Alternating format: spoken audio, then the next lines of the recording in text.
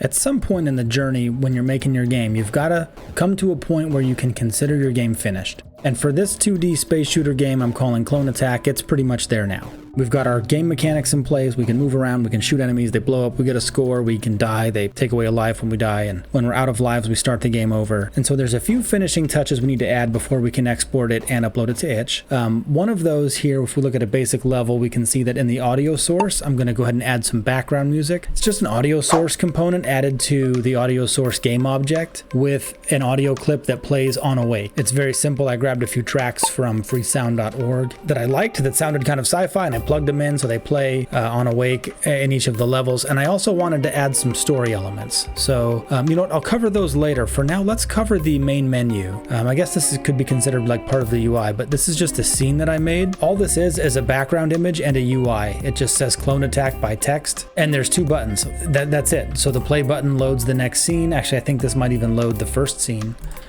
No, it still does the build index trick. So when you click it, it's going to get the build index of the current scene, add 1 to it, and load the next scene. And then the quit button is going to application quit. Very simple. Application quit doesn't do anything in the editor. That's only once the game is built out and exported. And again, you can play this game right now on itch.io. The link is in the description. And then from here, what I wanted to do is go through and add some sort of story element. So that is the main menu. And now you can see I've got this level 1 prologue scene. If I open this up, this is the next scene in the build index.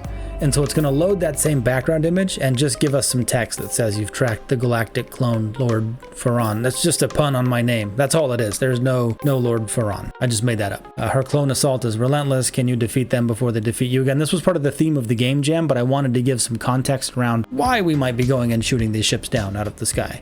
I did that for every 3rd level. So there's basically 6 levels in the game. 2 of them have the same background. So levels 1 and 2 are roughly the same. Levels 3 and 4 are the same. Level 5 and 6 are the same. The level 1 prologue plays before level 1. The level 3 prologue plays before level 3. And the level 5 prologue plays before level 5. Now something interesting that happens is the background changes on the level of the prologue. So I just changed it. That's kind of for flavor. So when the level 3 prologue loads, it changes to this blue background. And when level 3 loads, you can see it's the same blue background.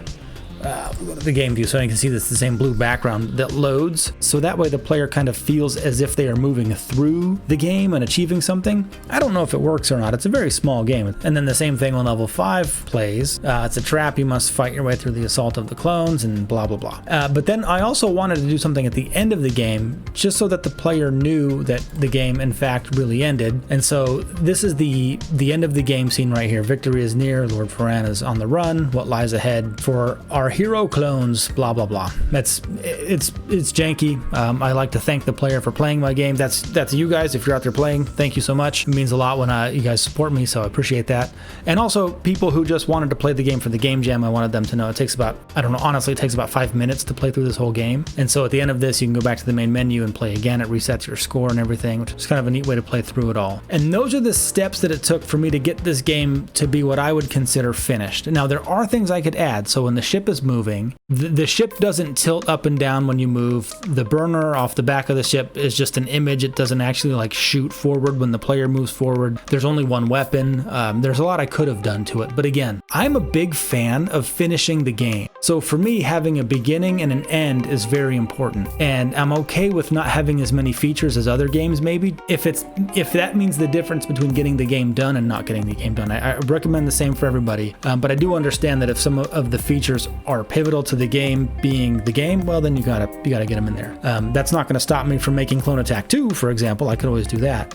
This game was exported to a folder, and then that folder was zipped and uploaded to itch. So to do that, you would just go to File, and you would go, you can check on your build settings first, and then from here you can make sure that your scenes all line up the way you want them to. So this way, when you start the game, it loads the scenes in this order. So using my build index technique, all of these scenes would be in this order, and the next one would trigger properly. And then you click on build and run, and it creates a folder for you that you can zip up and upload to itch.io, and that's how I would do it. Now that's how I did this game here. If you're interested in a different way to upload a game, you can check out what I did for my racing game, where I converted that into an executable file that installed normally, using a program to do that so that the player only installs one file instead of has to unpackage and load the file on the application side this way.